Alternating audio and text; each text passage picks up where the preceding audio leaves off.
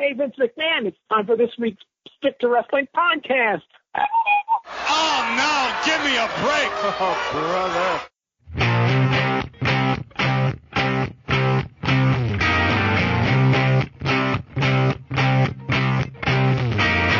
Hello, I love you. Won't you tell me that you listen to the Stick to Wrestling podcast? I want to thank The Doors for writing and recording that song about their favorite podcast, Stick to Wrestling.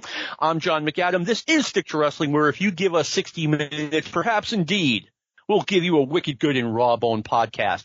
Real quick, if you enjoy the show, join our Facebook group. Just search Stick to Wrestling, and we'll let you right in. I have been going nuts putting up a lot of classic pro wrestling photos. I've got like 5,000 of them, and I don't know what else to do with them. But it's really cool. It's a cool group. We talk about mostly wrestling, but sometimes more than just wrestling. And that's cool, too. Nothing wrong with that. If you want to follow me on Twitter, just go on that app, search John McAdam, and follow the guy who has the Stick to Wrestling logo as his avatar. And with that, 1982 was 40 years ago, and I would like to talk about classic AWA wrestling from that year with my friend, a returning guest, Brad Breitzman. Brad, thanks for coming on. Thank you for asking me, John. I appreciate it. All right, now, I have a question that's not exactly 1982. It went into 1982. Hulk Hogan shows up in the AWA as a heel with Johnny Valiant as his manager. Next thing, he's a babyface, but the magazines never really told us how he got from point A to point B. I know the fans just basically decided that, hey, we like this guy, but how did they explain this on TV? Well, in the summer of 1981, they brought in Hulk Hogan, and, well, they did Johnny Valiant promos with Hogan, and Hogan wouldn't speak and things like that. He would just pose and stuff like that. But they were gearing him to be a heel. You could tell just by the tenor and having Johnny Valiant. And he came out in August of 1981 for his first show at the Minneapolis Auditorium. And he came out and did a squash match against three job guys. And the fans kind of liked him and didn't boo him, or they kind of cheered him. So I know within 2 months Johnny Valiant just disappeared, which isn't a bad thing in some senses.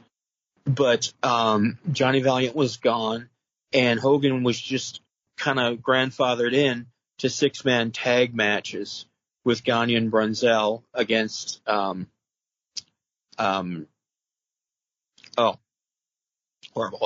against six-man tags with Jerry Blackwell and the other team. Because the whole thing was he was going to slam Jerry Blackwell, and so they just kind of worked him in that way. And there wasn't an angle done, because it's the AWA. There wasn't an angle done or really anything really mentioned, but they played that Rocky clip ad nauseum on TV. And it was just within a month or two that he was there that they totally changed gears with him. I get it. So they just kind of made an adjustment. You know, Hogan, it's insinuated that he's a bad guy because he's with Valiant and he's posing, but he hasn't done anything really heelish yet. And it was almost like, okay, just a little adjustment. We're moving forward. Yeah, and knowing the Gagnes or Vern and stuff, Vern probably didn't think that there was really much that they could get out of him. And he was probably pleasantly surprised, I guess, in that sense. But Hogan was so huge; he was way bigger than. I mean, we're used to Jesse Ventura and.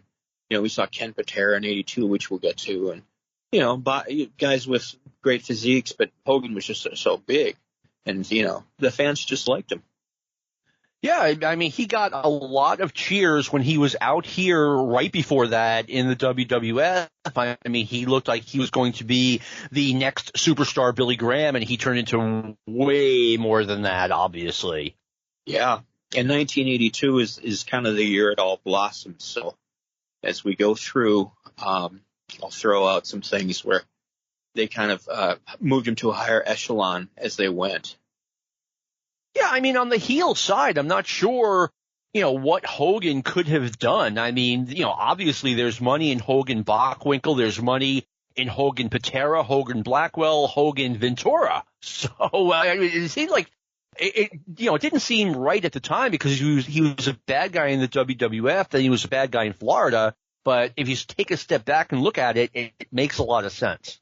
it was a crazy phenomenon. It was something that really, I mean, the whole Hulkamania Running Wild thing did start in the Twin Cities with AWA, and I mean, the core cities. He must have gotten a good reaction everywhere because they kept moving him up the card, and he was in main events within 4 or 5 months of his debut. Yeah, I didn't see when he was in the WWF. I thought he was okay. This guy is going to be a big star, but I mean, little did I know what was going to come out of that. So, 1982, Brad, what were the big AWA stories and happenings from that year? Okay, well, 1982 was the year that they had. It was the sorry, I just got the call beeped in, of all things. 1982 was the year. Phased out the smaller buildings in the Twin Cities. For years and years and years, they ran the St. Paul Auditorium and they ran the Minneapolis Auditorium on kind of, and occasionally the St. Paul Civic Center from 73 on for the really big shows. But the business had grown in 1982 when those smaller buildings were phased out and everything went to the 18,000 seat Civic Center. So it was a fruitful and a great year for AWA business wise. And, this in 82, things were just building momentum. 83 was even bigger, but we're talking about 82. But there was definite forward momentum for sure.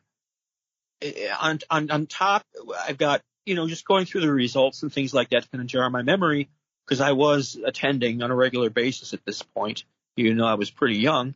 Gagne and Brunzell are pretty much on top of every show.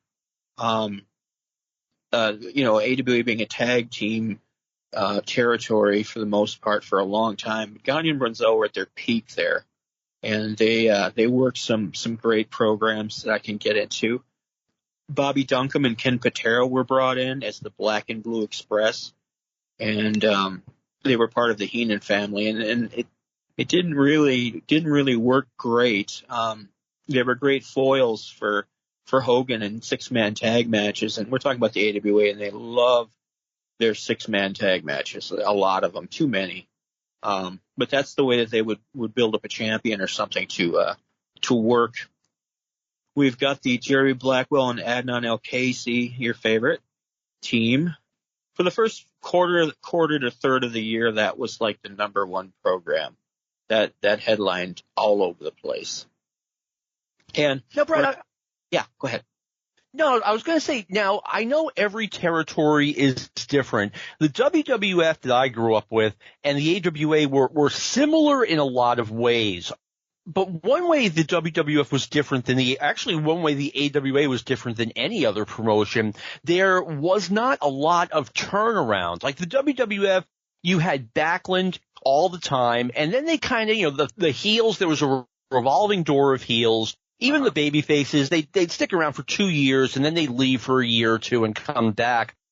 Gagne and Brunzell, I believe they started teaming in 73 or 74, and now here it is 8 or 9 years later. But it sounds like they were still as over as can be. Like they didn't get stale. No, they didn't. I mean, they were a team in 74. They started. And they won their first AWA Tag Team Championship in 77. And between 77 and 82, we're talking about, they were pretty much on top. Of course, there was the 79-ish 80 where Brunzell went down to Mid-Atlantic for a while. And they did other things during that time. But for the most part, they were pretty steady as main eventers. Let's see.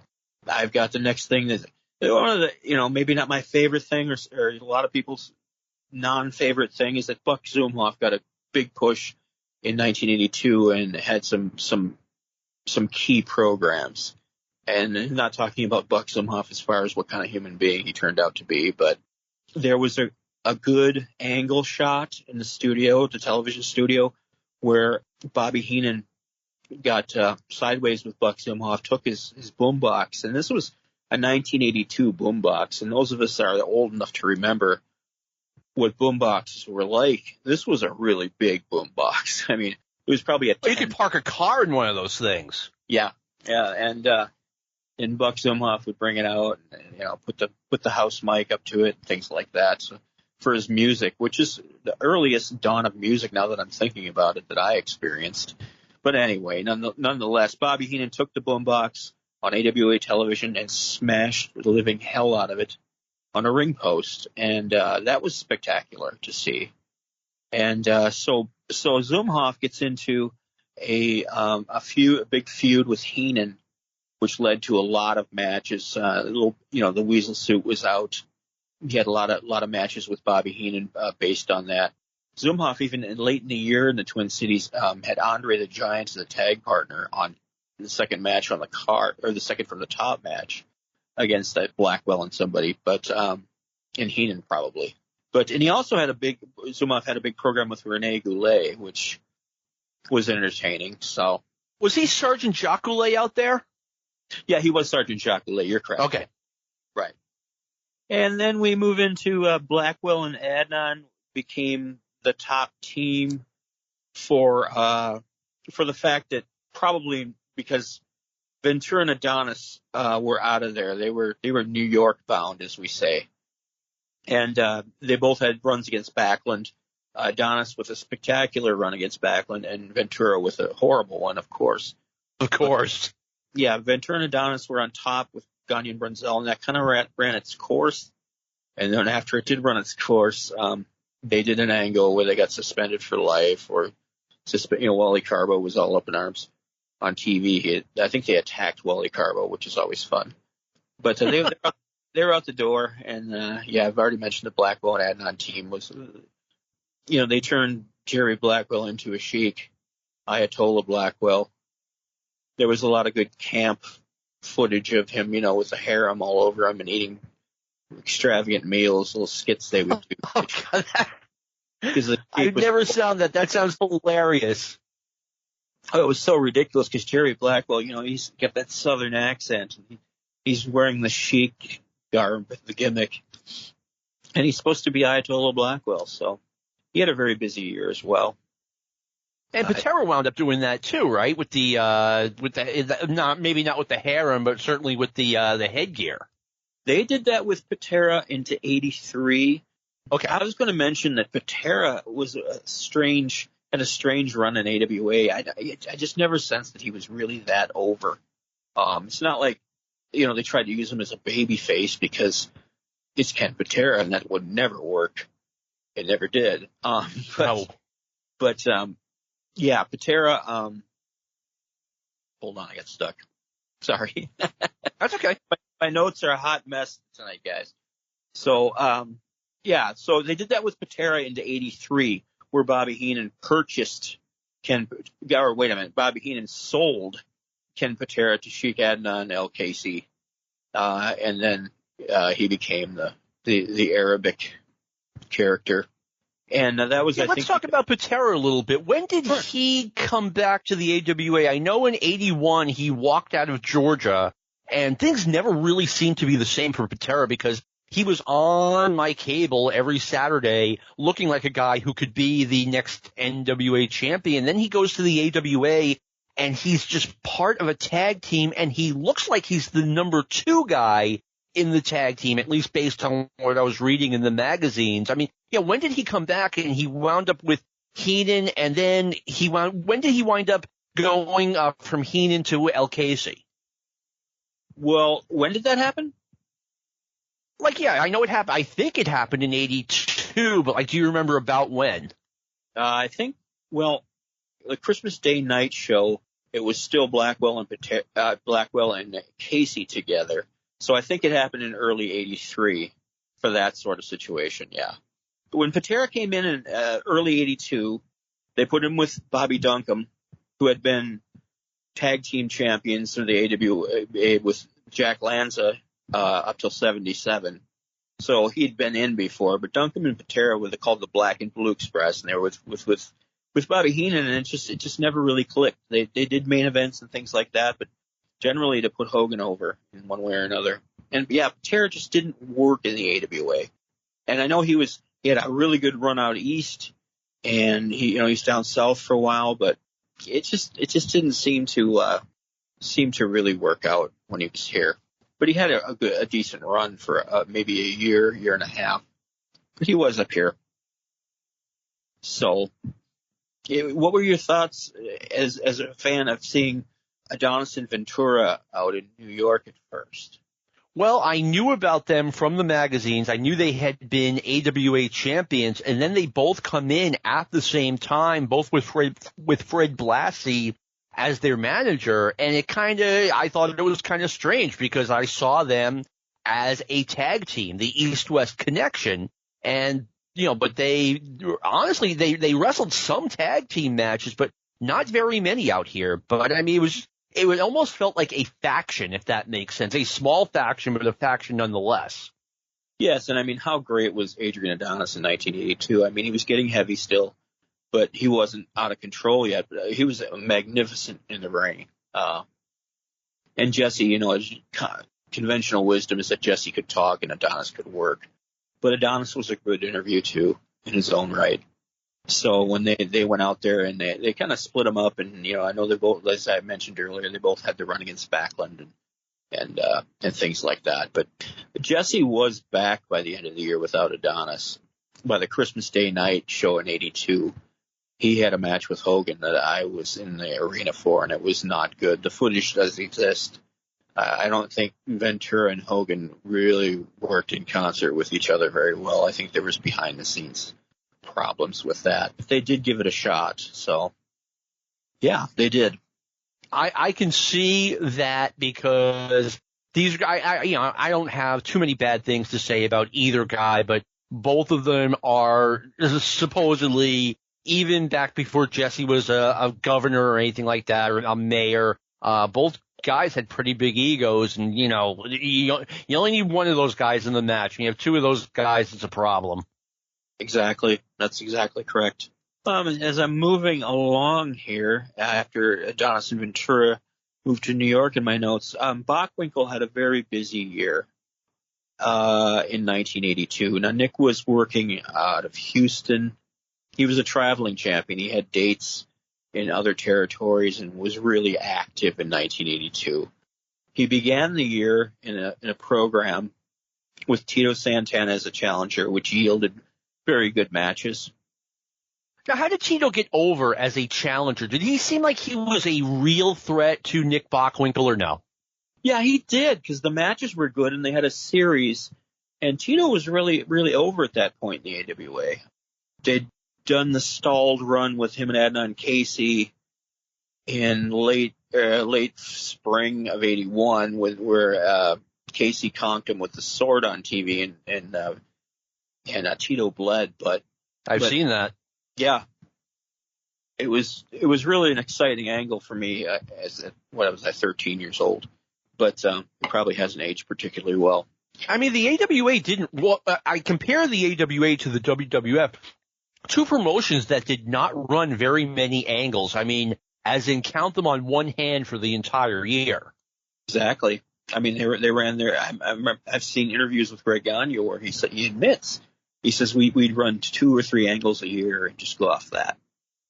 And that sounds like it's pretty accurate as far as my memory serves. Bockwinkel. But it worked. Yeah, it did. I mean, both the AWA and WWF were major successes in the late 70s, early 80s. Yeah. So, I mean, why complicate things when you don't have to? So, yeah, I understand. I agree completely. Bockwinkel's challengers, Tito Santana. And then I was going across results last night in preparation, and I found something that I thought was kind of something I wasn't aware of. Hogan had a title match against Nick Bockwinkel in Chicago at the amphitheater as early as February of 1982. Oh, wow. Which threw me for a loop because I did find some results where Hogan got Twin Cities title matches against Bockwinkel, 418 and 620.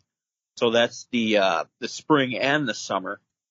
And I don't really recall what they did. They did false finishes type of things. But if you would have asked me, I would have thought that, in hindsight, that Hogan wasn't really thought of as a real, didn't have the run with Bockwinkel till 83. Yet it was earlier than I recalled. Of course, leading up to Super Sunday in, I think it was April of 83, the big the blow off, so to speak. Yeah, I mean, it was Hogan was in there earlier than I would have guessed and remembered, but he was over like crazy. But Hogan was, what they did with him is they put him in a whole ton of 6-man tag matches, and I think that was kind of as a safety precaution, because they put him with Gagne and Brunzell as a tag team. It's just to, make sure that they're not going to stink the joint out. Right. Because Hogan was, I don't want to call him green in 1982, but he hadn't really honed his craft as well as he would end up honing his craft at that point. And as a matter of fact, Andre the Giant came in for the Battle Royals in the fall, but they did at the Twin Cities Civic Center. They did, I don't have a date on this either, but they did Andre and Hogan against Heenan, Patera, Duncombe, and Bockwinkel, a handicap match, 2-on-4, where Andre and Hogan went over. And that's really, really pushing things, it seems like. That match is out there, by the way. Yeah, I don't know how well it's aged. I have not seen it recently, but I do remember it happening. We can't talk about Nick Bockwinkel in 1982 without the 824, which is August of 82, of course, with Otto Vons beating him for the belt in St. Paul. I think I've told this story on one of our previous meetings, but Mick Karch, who's a local good guy and ran the Nick Bockwinkel fan club for almost 2 decades. He was really on the cutting edge of things because he had this thing called the Wrestling Supervention, and it was like a convention thing that the day of this show. And he had Bockwinkel Brigade, which was the name of his fan club. He had Bockwinkel Brigade members in from all over the country, some from even out of the country. And they did like a meet and greet thing with Nick, I think, because Nick would do that in the afternoon. And then, of course, he plans all this around, okay, well, he's going to defend against Otto Vons. So all these people are there, dozens of people in the Bockwinkel Brigade fan club, to see Otto Vons pin Nick Bockwinkel. Wow, that's right. That night. And then going through results, I did see that it looks like 620, it looks like Otto Vons successfully defended the AWA championship at the Civic Center against Bockwinkel. So he beat him in a rematch too. And if you've seen the match when Otto gets the pin to win the belt, he gets a big pop in the Civic Center. Dare I say the guy was over? I don't know. It's the stuff of legends and lore as far as what you're going to be doing. Well, you know what? I mean, anytime there's a title switch, I mean, I was at the Boston Garden in 1984, and Greg Valentine was wrestling. I think he was wrestling Brian Blair, and he had his robe on, and they say, and they intro Brian Blair, and they intro Greg Valentine, and they say, and the new Intercontinental Champion, Greg Valentine, and he takes off his robe, and he's got the belt. It hadn't aired on TV yet, and the place went nuts because it's a title change. So I think that might have been what happened in St. Paul. Yeah, it was people were just excited to see a title change or something. And they did. I mean, Otto, I hate to defend anything Otto Vons. It's really uncomfortable. But they had run an angle with him on TV as well, where he comes out and he's tearing the phone books in half. The phone books are on a small table in the middle of the ring. Well, of course, what that's gonna lead to. Oh yeah. And the Heenan family comes out and they try to rip the phone books to no avail, and they're getting frustrated, and they jump Otto Vons and conk him over the head with the table, and Otto gets some color and some momentum, I suppose, because Buck Zumhoff could get over working with Bobby Heenan. Of course, if you're out there with that crew and that much talent, you're going to get over because they're going to make you look good. And they certainly did that. But yeah, Otto was tearing phone books in half is a feat of strength. And there's a trick to that, by the way. Yeah, I guess they have to gimmick the phone book or something. No, it's just the way you tear it. Yeah. There's a trick to it. I forget what the trick is, but there was a time when I was in my mid-teens where I could tear up a phone book because I knew the trick. You could tear up a phone book in your mid-teens? That's amazing. That's great. It isn't. It's not a feat of strength. It's a trick. It's like that thing where they pushed a nail through the board. All of those feats of strength. Those are all. They're all. There's a trick to all of them. Right. You got to get the leverage or the whatever it's called. They've got gimmicks inside the big spike that they bend or whatever it will be. As far as that goes, I feel like I'm jumping all over the place. I apologize for that. No, you're good, man. So Otto. So Nick Bockwinkel wins back. Otto has one title defense in the Twin Cities. Successfully against Nick. And then, I guess it is 620 when he wins it back in Chicago. I think I got the date wrong earlier, but, 620, he wins it back. Bockwinkel does. And then, Bockwinkel went into a program with Rick Martel with several matches that were excellent. Of course. Yeah. And Martel is so underrated. He really is. He really is. And I'm going to get more into a Rick Martel situation with the AWA as we go on. But yeah, he was an excellent challenger for Bockwinkel and very believable too. Those two put on some clinics, and that was really good. And I mentioned earlier that Nick was a traveling champion. They had a Memphis only holdup of the AWA heavyweight championship with a crazy finish against Jerry Lawler at the Mid-South Coliseum, and it didn't really get any. You know, they just kind of kept it in Memphis, but they held up the AWA title for a rematch where Nick won it again. But at the end of the year, late December, Nick Bockwinkel the title was held up. It was never mentioned on AWA TV locally, but the title was held up with Lawler, and then they did an angle with that. So they did a thing, and I think it was 1982 when Nick Bockwinkel went into Memphis. And as AWA champion, he won the Southern Heavyweight champion from Jerry Lawler, and he had both belts. That's and then right. Lawler pinned him for the Southern title, which means he could pin him for the AWA title. Yeah, they knew how to do business down there, and Bockwinkel was excellent in Memphis, as he was everywhere. Jumping around a little bit, I mentioned that they'd moved out of the smaller buildings here locally in the Twin Cities. 1982 was a year that AWA was heavily into San Francisco. They were trying it there. And they were using Patterson and Stevens, well-established, long-time, decade-long stars. But they were using a lot of Pat Patterson and Ray Stevens on top of those shows.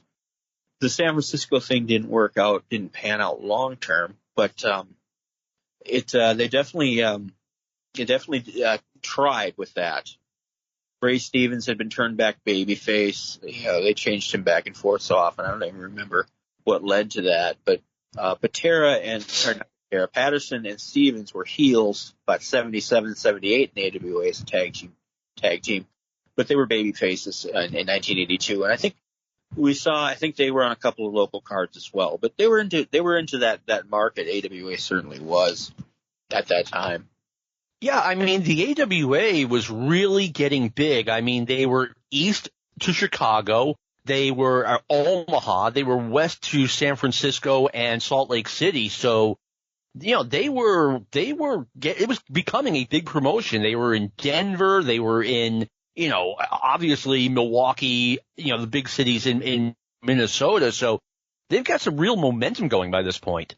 Yep, momentum that would kind of come to ahead in 1983, which I would think on paper has got to be their best year ever business-wise. But they were definitely building towards that throughout 1982, and things were going really well as far as that goes. I do have in my notes, there's a conspicuous absence, and I think I'm going to need your help on this one, John. Okay. In 1982, there's a conspicuous absence of Curt Hennig from any AWA results. He was out here. He was out. I thought maybe it was either Portland or he was in out east in the WWF. But he showed up, I want to say September or August of 1981, and right. I think he was here until like the beginning of 1983, and I think he went to Portland after that. Yeah, I was reading a YouTube comment maybe 6 months ago. It's like, oh, McAdam, he's unprepared. I didn't have the time to look. I had no idea I was going to get hit with that, but I think that's pretty accurate. How did now from where you were, and I had USA Network, I guess, so I got the Madison Square Garden shows, long after they were happened live. But how was Curt Hennig? How did they use him? Did they use him as kind of he wasn't really a job guy, I don't think. Wasn't he kind of maybe a Tony Gurria type of?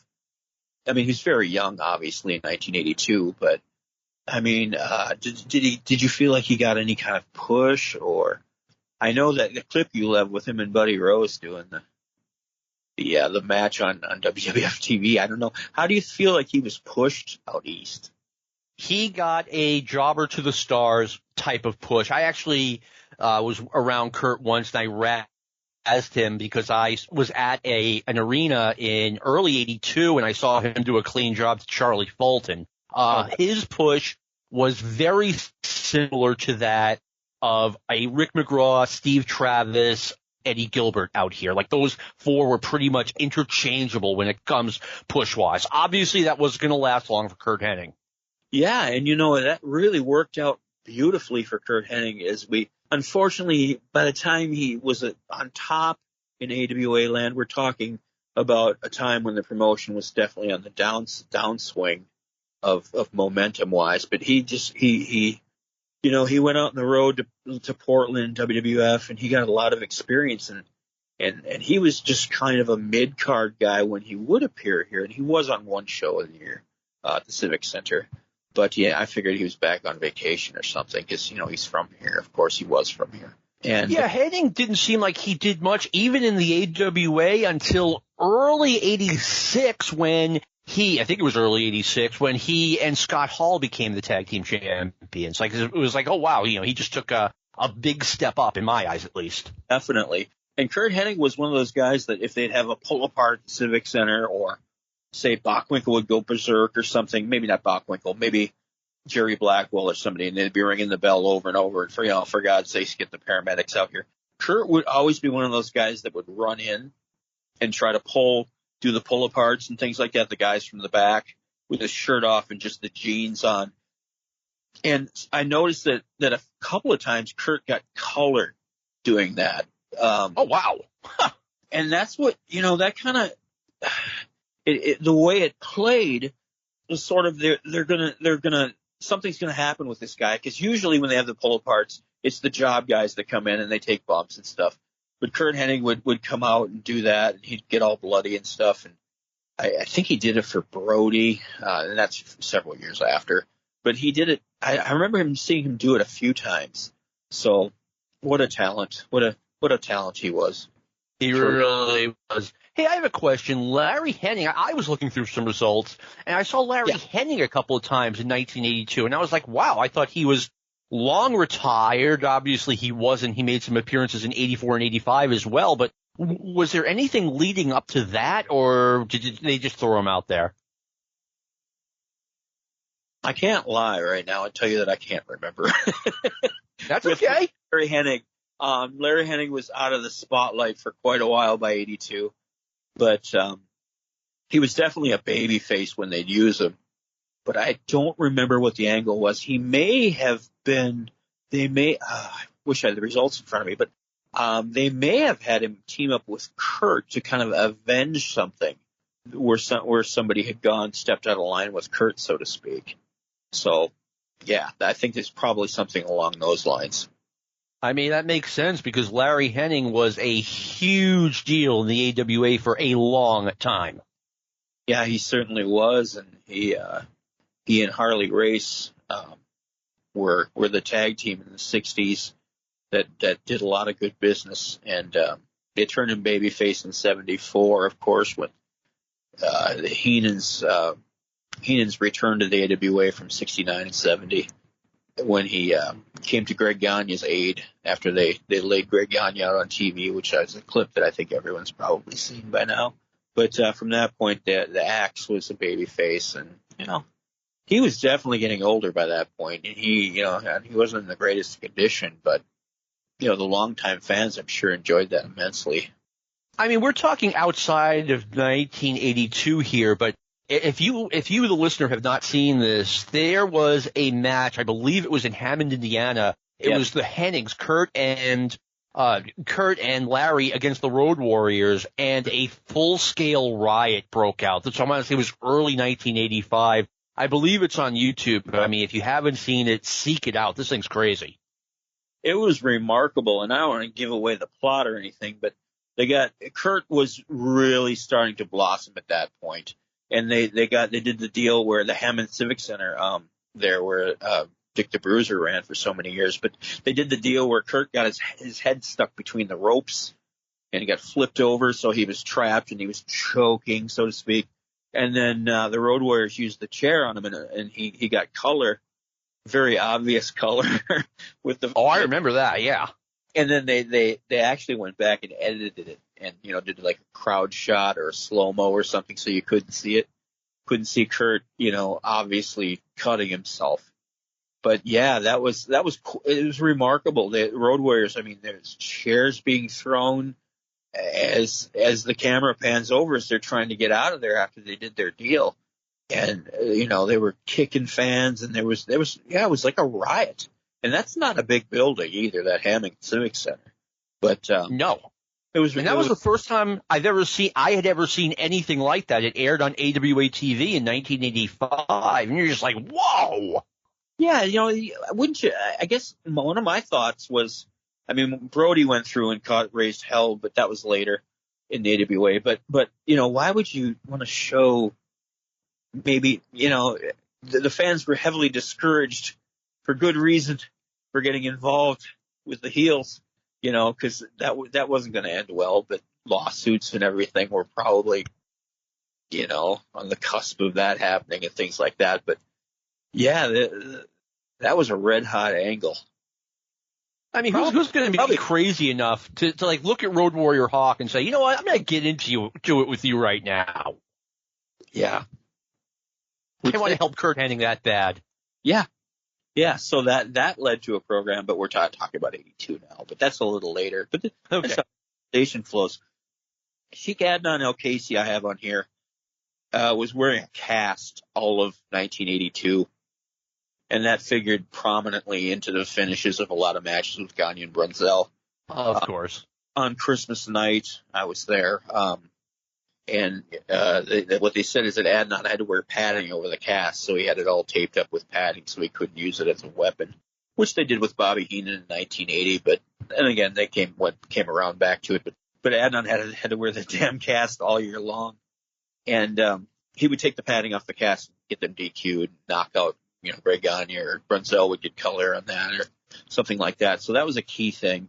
I think that had to do with there's a lot of overlooked things in 82 that came around when the AWA was white hot a year or two later that, people maybe not have been exposed to. But Vern came out of retirement to work with Mad Dog Vachon versus the Sheiks. And I think that's where they quote unquote, broke Adnan's arm. And that's 8/8/82 at the Civic Center. So Vern did a comeback in 82 that's kind of been forgotten, I think. You're right. It didn't get that much coverage in the magazine. So, I mean, I knew about it, but it's something like I had to think, oh yeah, he did come back in 82. Yeah, he did. And they did a pretty hot angle at the Civic Center that I've seen.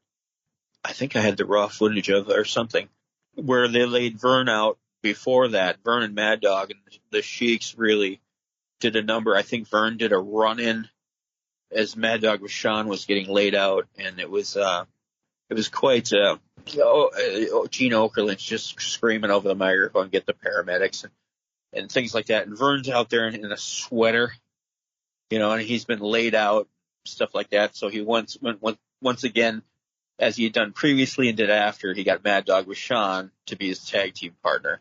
And then they did the hot match in August of 82 at the Civic Center. Let's see what else I have here. All right. Oh. Now, let me ask you a question about Nick Bockwinkel. Bockwinkel had been champion since 1975, minus the Vern run, which lasted about a year. Not even a year. Oh, no, it was about a year.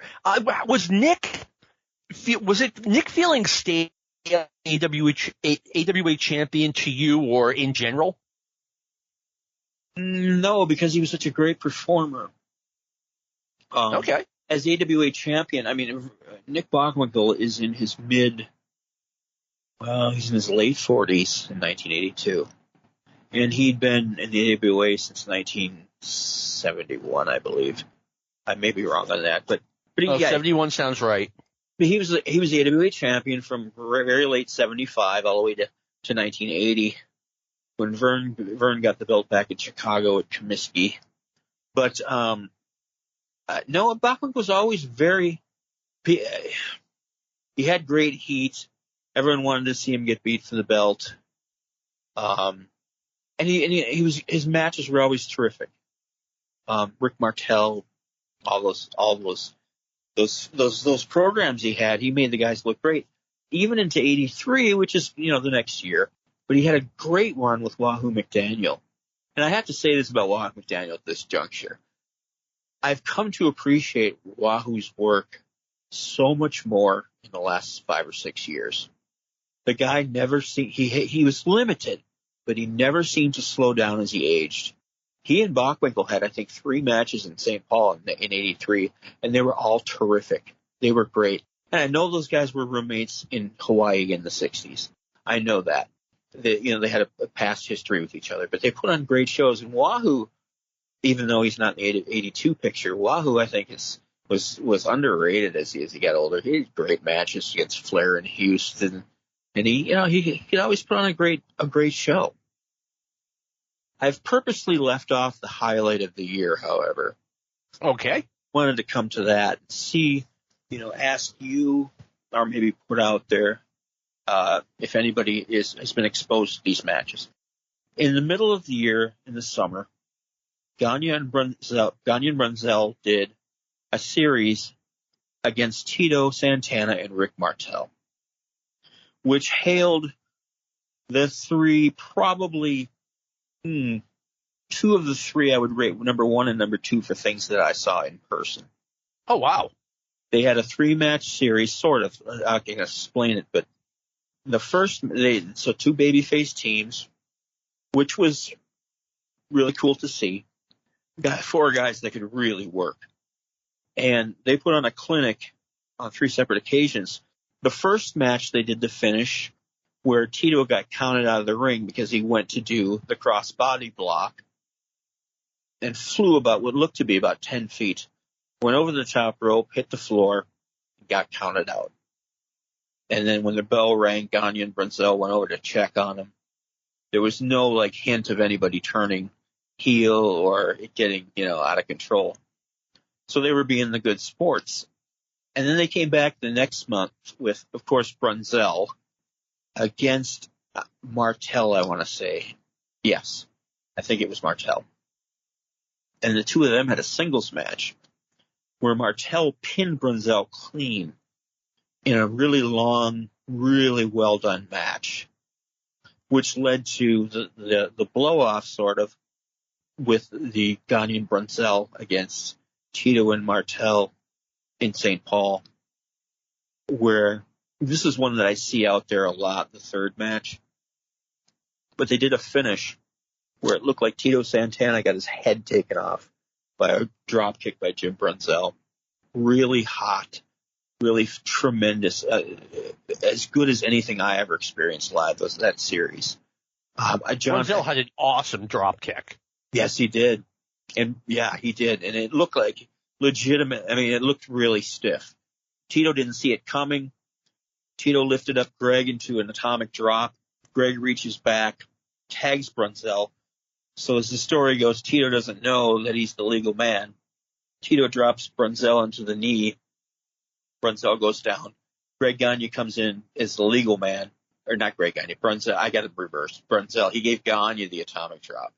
And Brunzell comes in, and Tito doesn't see him coming, and he's turned to the side, and he throws a drop kick, and you swear it knocked his head off. I don't know. Now, John, have you seen those matches? I saw one of the matches. It was probably the 3rd match because I vaguely recall the finish for the first time about 10 years ago. And I remember thinking, wow, that was probably one of the best non-Japanese babyface versus babyface matches I've ever seen. I also wanted to throw this in. I was looking at WrestlingData.com today, which is an awesome website, and they have Greg Gagne and Jim Brunzell, the High Flyers, versus Tito Santana and Rick Martel, Strike Force. It's like, no, they weren't Strike Force until like 5 years later. Yeah, and I dare say that those guys had slowed down just a hair maybe by then, but I'm not sure. They were still good. I don't think they probably weren't as good as 82, but they were an excellent tag team. Yeah, Greg Gagne was also winding down a bit. He was older than, they kind of, Gagne and Brunzell were like the young lions, but Greg Gagne was older, and he was winding down just a little bit. He did have a few matches against Nick Bockwinkel in some cities, title matches, but that was kind of the peak of Gagne and Brunzell that year. But those matches, I would advise anybody, and all three of them do exist and are out there, to seek out, because they're tremendous. They were tremendous. All right. Yeah, I mean, I remember like 80, 78, 77 or so, I'm thinking Greg Gagne is this super young guy, and then I see that he started, 1972? And I'm like, okay, how old is this guy really? Yeah, 73. I haven't done the math, but he's in his 70s now, so I guess you could get a calculator and do the math on that. But Greg Gagne takes so much shit, and he was a tremendous worker in the ring, and he worked his ass off, and he just never. It was just all about the physique. And Brunzell, has been open about the fact that he was using steroids, which didn't help Greg's situation at all. I think Greg gets a hard time because A, his physique, and B, his dad was the promoter. But I think people, for the most part, have come around on Greg Gagne, or more specifically, the Gagne-Brunzell team. My friend Chris Berg, who has been a guest on this show and will be again, has told me that Gagne and Brunzell were every bit as good as Rock and Roll Express in their prime. Oh, yeah. And, Rock and Roll Express were tremendous, but they were very formulatic. And, Ricky Morton could take a beating for a long time to give the hot tag. Gagne and Brunzell could go, put on a show and go 30-plus minutes with the heels, and they were a well-oiled machine and very, very underrated. When I see, Brunzell, Blair, or Brunzell and Gagne, it usually gets my anxiety up a little bit, because I don't think that Brian Blair had half the chemistry with Jim Brunzell as Greg Gagne did. And supposedly those two didn't always get along, meaning Brian Blair and Jim Brunzell. So that might have hampered the chemistry a little bit. Yeah, and I don't know how close Greg and Jim really were outside the ring. I don't know. They're appearing in an independent show here, not too far from where I'm at. Oh, nice. They're appearing together, so I'm sure it's an autograph gimmick deal. But it'd be nice to see them. I haven't seen them do anything together as far as that goes. And Brunzell has a little bit of bitterness in his shoot interviews and whatnot, it seems like, because Greg got the title shots and Greg did get some preferential treatment. But they were both outstanding workers. I always thought maybe not always, for the last at least 30 years, I've thought that the AWA used Greg Gagne, if not perfectly, quite well, because the Gagne name was a really, really big deal in the Midwest. He's Vern's kid, so obviously you've got some currency going there, but they never pushed him to the moon. They made him the tag team champion. They got him a good partner to work with. They were an excellent tag team. It was not like Greg Gagne was ever pushed as a world champion, or to me, even a serious threat to the title. So you can't say that the guy was over pushed. Of course Vern's going to take care of his kid, but it's not like he over pushed him. No, I agree with you on all that. And Greg Gagne was also, he doesn't get credit for it, but Greg Gagne was a pretty good interview too. He showed a lot of fire when he'd get worked up. That French Gagne temper, they would say. Oh, yeah. Yeah, that was one of their cliches. But I recall that Greg could get real intense, and Brunzell was fairly weak on promos. So no, he wasn't very good. No, not in that capacity. He wasn't, which is a shame because he was such a great worker. He was a good-looking guy. He was an excellent worker. He was a little bit small, but at the same, but I always looked at Jim Brunzell and I was like, wow, why isn't this guy, the Florida heavyweight champion? Why isn't he, I know he went to Georgia at one point, but why wasn't he a bigger star outside of just the AWA? And the answer, as I later learned, was, hey, the money in the AWA was good and the lifestyle was good. And the schedule wasn't too demanding, overly demanding. And it was his hometown. I know that Jim Barnett wanted Brunzell to hang out and stay down south. Oh boy. According to Brunzell. But I have a question for you too. You may know this and I don't, but Brunzell had that Mid-Atlantic run, and I think he even had a belt or two down there for a year and a half, perhaps, maybe a year. And he says he got fired.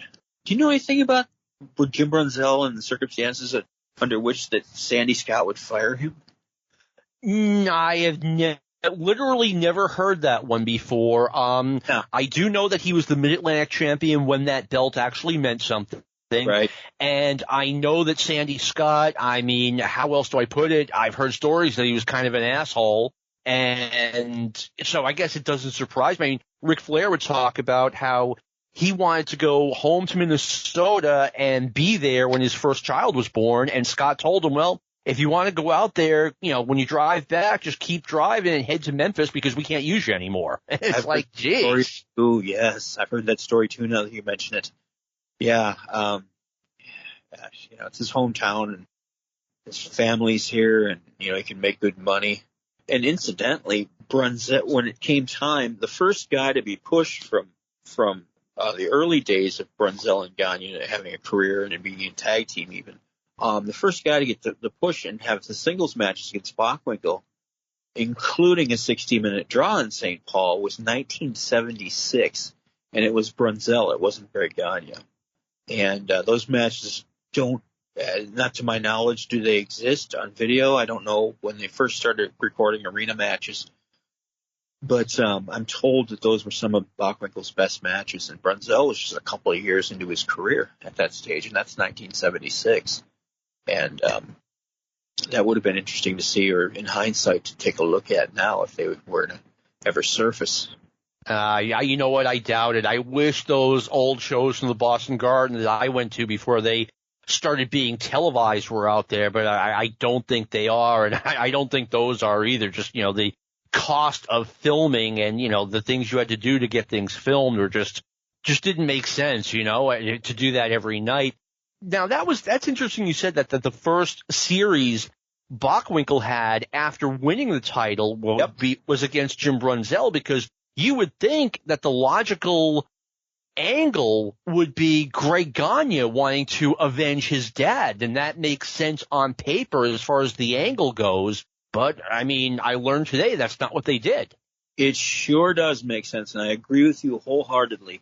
I recently picked up, or not recently, a few years back, Mick Harch was selling some magazines, and I happened to get the Wrestling News, or the good one, not the after one, but it had photos from that. It was the late November '75 St. Paul Auditorium show with Paul Pershman, my buddy, as referee, and it had still photographs from the title switch. Bobby Heenan wasn't there that night. Bob Duncombe was accompanied Bockwinkel at ringside, interfered, and the Bockwinkel got the pin after a pile driver. And in the photos they have Greg Gagne out there going after Bobby Duncombe. So I don't know if Greg was, a second to Vern that night. I don't think so. He probably came as, ran in from the back. But you would think that Greg Gagne in '76 was, Bockwinkel had Andre the Giant. He had everybody thrown at him in that sense. But I guess the matches he had with Brunzell would have been very early in his reign, and probably excellent. Oh, without question. And, that I say, oh, well, Greg Gagne is the logical move, but at the same time, that's going to putting Jim Brunzell against Nick Bockwinkel, is going to get Jim Brunzell over. This hour always flies by, and I can't believe we're near the end of this, but I do want to ask you a question. It's not about 1982. Bobby Heenan, at the end of 78 or the beginning of 79, leaves the AWA. He's permanently banned, according to Stanley Blackburn or whoever, and he spends the year in Georgia, and then by, early 1980, he's back. Can you tell us, how they explained it? Because they called it a lifetime ban. Obviously, they called a lot of stuff a lifetime ban out there. And B, what was it like to have Bobby Heenan? What was it like to have Bobby Heenan gone for a year and then have him come back after that year? Well, to answer your first question, Heenan just appeared on AWA TV, on the TV show. And as we've talked about in the past, Lord Alfred Hayes was brought in, or was the number one heel manager at that time. And Heenan came out, and Hayes is in the ring with Super Destroyer Mark II, which is Bob Remus, Sergeant Slaughter, as he went on to be. He was magnificent even then. But and Heenan just claimed him. He said, "No, come with me." And then Super Destroyer Mark II fires Lord Alfred Hayes right on TV. Oh, wow. I wasn't really watching wrestling on weekly. I was very young, but I've seen the footage. Yeah. Mr. Wrestling 2, Super Destroyer Mark II fires Alfred Hayes and walks off with Heenan. And then Heenan's brought it, and Hayes turns babyface because everyone deserts him and goes to Bobby Heenan. When Heenan comes back, he just snaps his fingers, so to speak. And everyone leaves Alfred Hayes. So Alfred Hayes was turned babyface. He and Heenan had a hell of a good program going in 1980, manager versus manager, and they both put on a good show at that point. Bobby Heenan, of course, but Alfred Hayes was way better than most people remember him as a smug manager, as a heel. Even as a babyface, he did a great job. He was very strong on the mic. His ring work was great. But that's kind of what happened with Heenan coming back. He just kind of appeared, and everything was apparently forgiven. I think Heenan talks about, was it a Bobby Knight situation where I was very young. Didn't he throw some chairs or something? And he got suspended, and that gave Bobby Heenan the idea to, I'm going down to Georgia to work. I gotta leave. Let's speed up Wally Carbo or whomever, which happened. I guess the East-West Connection Return Adonis did in '82, also to explain them being suspended, going to New York. They didn't say that, but yeah, it was the same type of deal.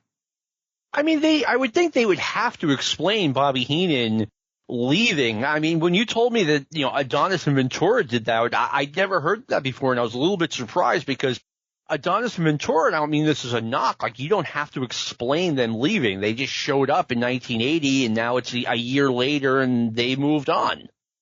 Yeah, and, they had a long, long run on top with Gagne and Brunzell that yielded many good matches, cage matches, title switches.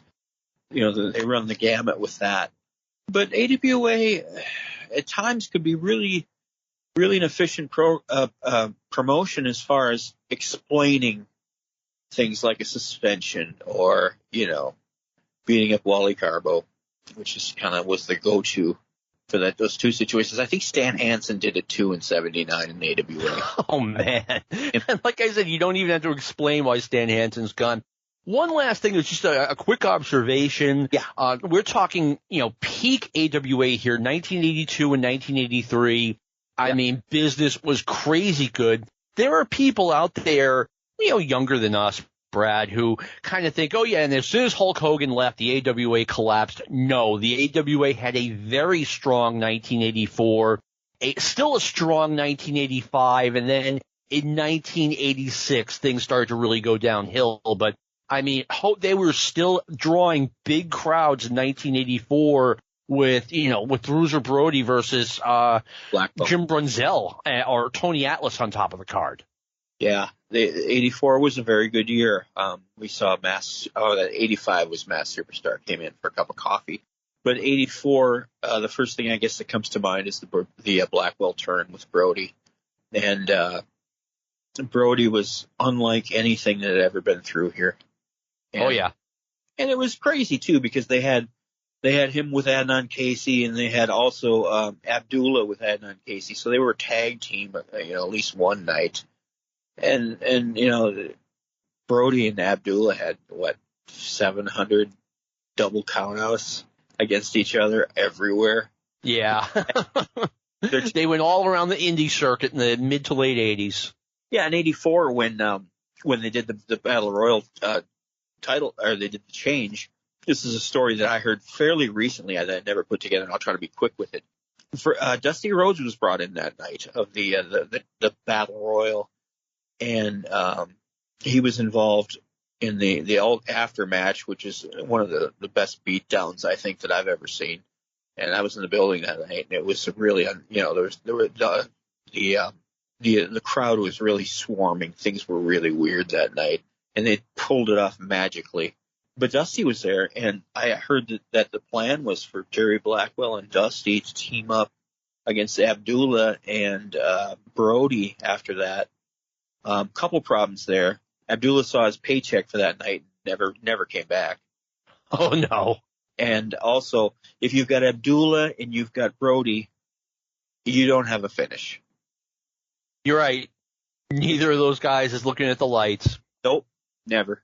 And even, I don't want to get a tangent here. This is my last thing, but even when they had the Brody Blackwell lights out match, which had tremendous heat, was first time I'd ever seen a lights out match. I'd read about them, but nonetheless, Brody wouldn't even take the fucking pin in that. Blackwell pinned Adnan Casey and they counted it down. Just typical Brody bullshit. And well, you know what though?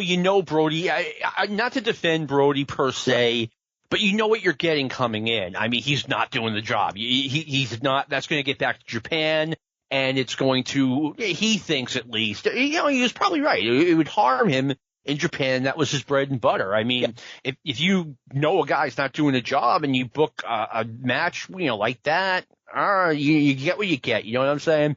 Yeah. And Nick Bockwinkel claims, that, and I believe him, that he told Vern not to touch Brody because Brody had screwed up a finish in San Antonio that does exist on video as well, where it was supposed to go a certain way, and Brody just changed it on the fly. And that's Lou Fez is the special referee. It's from Hemisphere Arena, and you can see that things go sideways. And so Bockwinkel thought, well, this guy's not going to be professional. He'd had a reputation and everything by that time. But yeah, Brody. All right, Brad. Thank you for taking the time to be on Stick to Wrestling. I really appreciate it. Brad is a school teacher. The year literally just started for him. The first day was yesterday. So, Brad, thank you for taking the time. I really appreciate it. Thank you. Yeah, the first week of school is not a lot of fun in some senses. But thank you so much for having me on. I believe I've been on 6 times now, and I'm very proud of that. So I appreciate that greatly, and we'll maybe do it again sometime. Thank you. We're 6 for 6 as far as having quality podcasts with Brad Breitzman on. I want to thank the great Brian Last for giving me this forum, for letting us have Stick to Wrestling. I want to thank Lou Kipilman for all the great work he does producing this show. Believe me, it's raw footage by the time when he gets it, and it's a really good album by the time it's put out. And I want to thank everyone for listening. We'll be back next week, and this has been a production of the Arcadian Vanguard Podcast Network. This concludes our podcast day.